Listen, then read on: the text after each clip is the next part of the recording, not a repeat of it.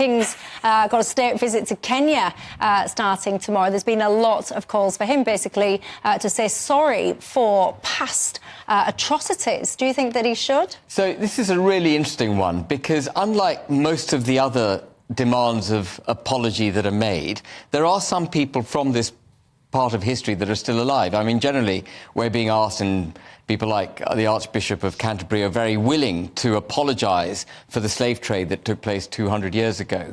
But there are people alive from the 1950s who suffered, you know, with the brutal put-down of the uprising in Kenya.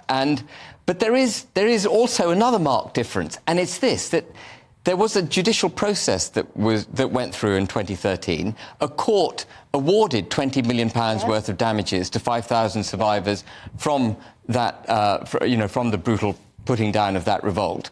And that should be the end of the matter. I mean, it's a testimony, actually, to this country that it's able to self-police itself, have a judicial process and award damages. And no, I don't think the King should be apologising for what happened in 1950.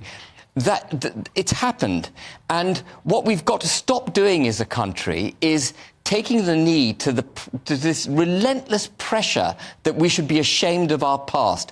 We should be very proud of the United Kingdom's past. We should be very proud about the contributions that we've made to the world over centuries. The agricultural revolution, the industrial revolution, the exportation of common law, which has been so brilliant and beneficial for global trade. And I could go on and on and on, including, of course, the establishment of human rights, abolition of slave trade, and then the enforcing on the high seas of the shutting down of the slave trade. We never get any of that. No, he should not be apologising. Scarlett?